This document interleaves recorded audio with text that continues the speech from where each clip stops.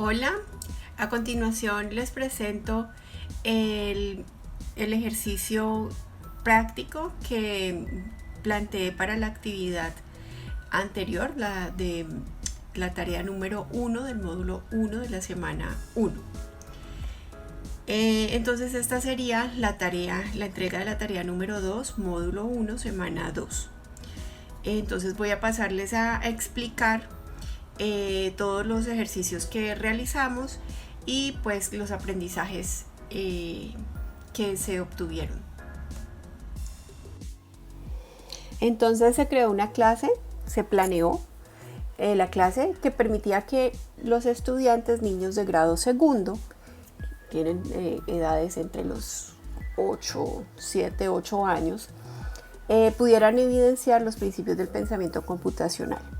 Se hizo a través de una clase que se llamó Viaje a la Isla Matemática. Entonces, en esta situación problema, los estudiantes estaban invitados a participar en una excursión a la Isla Matemática y ellos serían los responsables de organizar las actividades de la jornada. Los objetivos de aprendizaje de la situación problema Viaje a la Isla Matemática eran traducir una situación con la ayuda de materiales concretos o dibujos, utilizar la multiplicación como suma repetida y la división. Esos eran objetivos asociados al pensamiento numérico. Habían otros objetivos asociados al pensamiento espacial, que era ubicar y localizar objetos en el plano, relaciones espaciales, y efectuar actividades de localización en un plano cartesiano. Identificar un sólido y describir sus caras. Entonces ahí también había algo de vocabulario: sólido, base de sólido, cara, superficie plana, superficie curva. También tenían unos objetivos asociados al pensamiento aleatorio, que era recolectar y organizar datos con la ayuda de una tabla de datos o un diagrama de columnas de puntos. Y pues estaba también los derechos básicos de aprendizaje asociados, en donde se podía aplicar el pensamiento computacional, que era comprender que multiplicar por un número responde a sumar repetidas veces, era reconocimiento de patrones, y que puede hacer repartos equitativos, y esa era la parte de descomposición. Se pasó entonces a la parte o al momento de la exploración, en donde se presentó el contexto. Se discutió con toda la clase los conocimientos previos sobre el contexto de la situación problema. La situación problema es la siguiente: los mares del mundo están llenos de islas. Japón, por ejemplo, un país notable y muy particular, está compuesto por varias islas.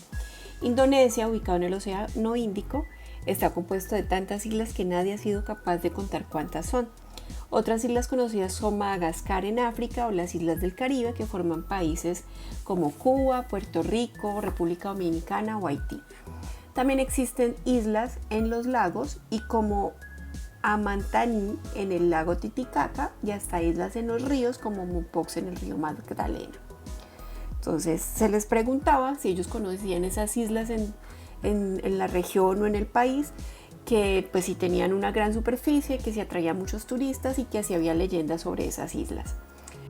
Luego se les pasó a contar la historia de las islas Gorgona y Gorgonilla, que están en Colombia, y después se hizo ver que la isla es un tema inspirador y que podía hacer descubrir la historia y la cultura de los países. Entonces, por esa razón, se estaba invitando a los estudiantes a que fuéramos a esa isla imaginaria, que era la isla matemática. Entonces, ahí ya entra lo que ellos tenían que hacer, la situación problema. Esta isla tiene un jefe que se llama el señor Tica, y se les daba la bienvenida a la isla. Y entonces el jefe Tica les pedía que organizaran la jornada en esa isla fantástica, que debían formar equipos, prever que las medias 9, que estudiar el plano de la isla en donde tendrían lugar las actividades, y que escogieran el sólido que sería utilizado como estantería para guardar las loncheras. Ellos tendrían que llenar un diario que contuviera toda esa información que era necesaria para el buen desarrollo de la jornada, y que al final de la excursión ellos deberían realizar una encuesta, representar los datos y entregárselos al jefe Tica.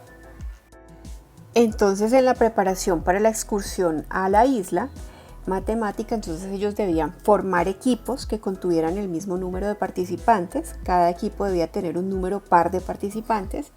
Tenían que prever el número de pedazos de melón que había que llevar para la colación o la lonchera, teniendo en cuenta que cada estudiante debía recibir 2 pedazos de melón, y tercero, pues tenían que escoger un sólido geométrico de superficie plana que les sirviera a ellos como estantería para guardar las loncheras, y allí tenían que identificar y describir las caras que componían el sólido escogido. Se les presentó el mapa de la isla, entonces ellos en ese mapa debían determinar las coordenadas de los lugares en donde ellos tendrían que realizar las actividades que eran kayak, buceo, recoger cocos y buscar el tesoro. Y finalmente se les solicitó que, como el jefe de la isla no era muy bueno para comprender datos o representarlos, entonces necesitaba la ayuda de ellos. Una vez que todos los estudiantes, todos sus compañeros hubieran participado en cada una de las actividades del kayak, buceo, recoger cocos y buscar el tesoro, ellos debían pedir a cada estudiante que les dijera cuál fue su actividad preferida. Y después de eso, debían representar la información tanto en un diagrama de columnas de puntos como en un tablero de datos, para que él supiera qué actividades fueron las preferidas de los niños y niñas pues, de su clase. Luego fue la parte del momento de la estructuración, que fue la conceptualización y modelación frente al eje temático y el objetivo de aprendizaje, y ellos lograron deducir la tarea. Y luego pasamos a la fase práctica, en donde hubo sugerencias de estrategias para resolver la situación problema basado en lo que ellos sabían o que ellos creían que necesitaban para su resolución. Se les preguntó si habían palabras para ellos difíciles de entender, porque había que aclarar el significado de las palabras que a ellos les pudieran causar confusión.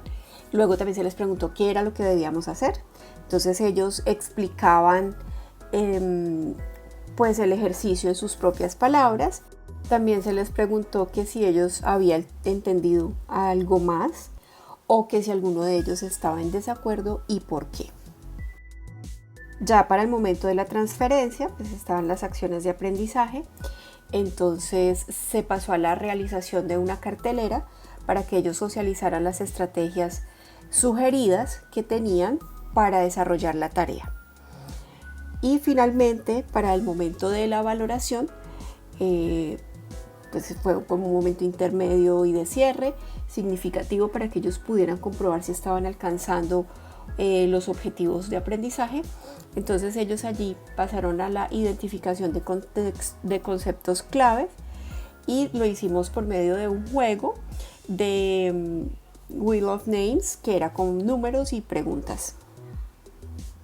Entonces este que ven aquí es el esquema al que ellos lograron llegar, el esquema de la situación problema. Los niños se mostraron interesados, se mostraron motivados a realizar las diferentes actividades que se les había planteado desde la planeación, y se realizó pues un trabajo cooperativo con los estudiantes. Fue una jornada significativa para los niños.